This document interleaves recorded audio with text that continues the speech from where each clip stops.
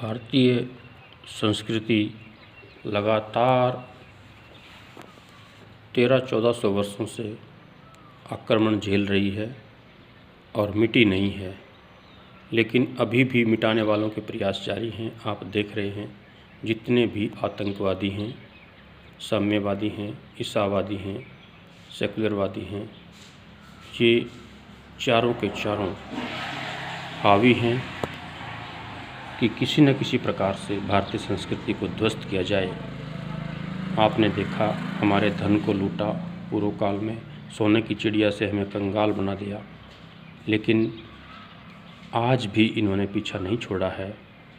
उनके जो corona carriers हैं, कोरोना एक्सपोर्टर्स हैं, वो सब भी लगे हुए हैं इस बात में।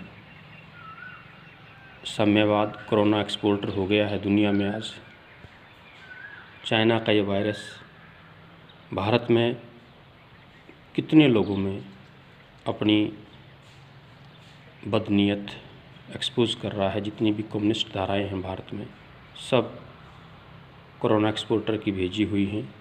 इसी प्रकार क्रिश्चियनिटी जो तरह तरह के ढोंग करती है वो हावी है, और ये कट्टरवाद जो कोरोना कैरियर्स आप देख रहे हैं जगह जगह,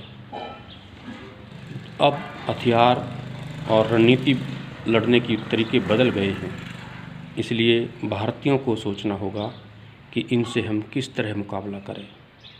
जिस भाषा में ये समझते हैं उनको उसी भाषा में जवाब दिया जाए, बल्कि उससे भी सख्त भाषा में, सख्त लहजे में।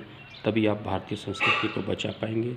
अन्यथा जो स्वर्ग में बैठे हैं हमारे पूर्वज, वो हमें गालियाँ देंगे, वो क्या सोचेंगे। ये इनकी एक चालाकियाँ अब मैं आपको एक दो डिस्कस करना चाहूँगा। ये हमेशा डेमोक्रेसी की बात करेंगे, शब्द अच्छे अच्छे ले रखे हैं, समतावाद जैसे, साम्यवाद जैसे, सेकुलरवाद, ऐसे शब्द सुंदर सुंदर ले रखे हैं। डेमोक्रेसी की बात करेंगे और संविधान की बात करेंगे, लेकिन मानेंगे नहीं। न डेमोक्रेसी को मानते हैं, चाइना नहीं मानता किसी प्रकार की डेमोक्रेसी को। वहाँ उसने सबको कुचल रखा है, चाहे वो मुस्लिम हैं, चाहे वो किसी और धारा के हैं। इसी प्रकार दूसरे जो सेकुलर हैं वो भी जीवों की हत्या करते हैं। मांसाहार बेस्ड हैं, ये सारी की सारी चारों धाराएं मांसाहार बेस्ड हैं। और भारत को अभी मुश्किल से एक शाकाहारी राजा मिला है। तो हम सब शाकाहारियों का तो धर्म है ही, और जो मांसाहार में भी चले गए हैं भारतीय, उनका भी धर्म है कि वो इस शाकाहारी राजा की रक्षा करें, शाकाहारी राजा का समर्थन करें, सपोर्ट करें, ताकि यह शाकाहारी राजा इस भारतीय संस्कृति को, इस शाकाहारी संस्कृति को बचा सके। क्योंकि ये शाकाहारी संस्कृति न बची तो दुनिया भी न बचेगी।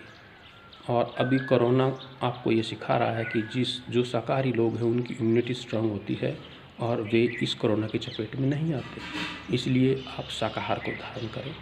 आप इसको शाकाहारी संस्कृति कहें या भारतीय संस्कृति कहें, एक ही बात है। शाकाहारी संस्कृति ही बचेगी दुनिया में, मांसाहारी संस्कृति नहीं बचेगी। ये प्रकृति का नियम है, नेचुरल लॉ है। आप समझने का प्रयास करें, अपने बच्चों में शाकाहारी प्रवृत्ति डालें ताकि वे संसार में बचे रह सकें, चाहे वे जहाँ रहें, जिस भी संस्कृति में रहें। हम कई बार कहते हैं कि चाहे हम किसी भी धर्म का पालन करें, लेकिन शाकाहारी रहें। लेकिन जो शाकाहारी होगा वो भारतीय धर्म दर्शन संस्कृति को ही मानेगा, ये सत्य बात है। वो उन धाराओं को छोड़ देगा। आपने देखा भी है जितने अंग्रेज़ शाकाहारी हो गए हैं वे भारत में ही, हरिद्वार में, इधर आसपास हिमालय की तलहटी में बस गए हैं।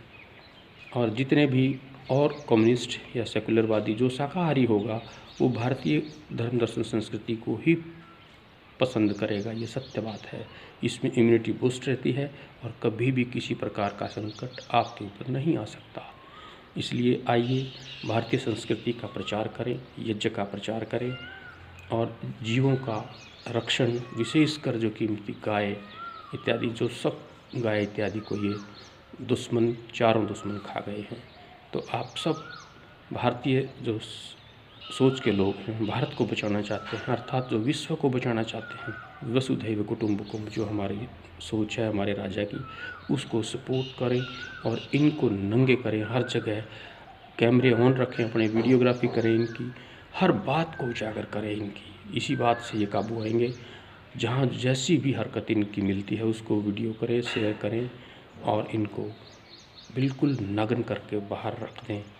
जैसे अभी इस चीन नंगा हो गया है, अपनी इस धृष्टता के कारण दुनिया को संकट में डाल दिया है। आइए मिलकर हम सब भारतीय भारत को बचाएं और विश्व को बचाएं और अपने राजा के साथ, योगी के साथ, मोदी के साथ लगकर इनका समर्थन, सपोर्ट जितनी हो सके करें। धन्यवाद। ओम नमः।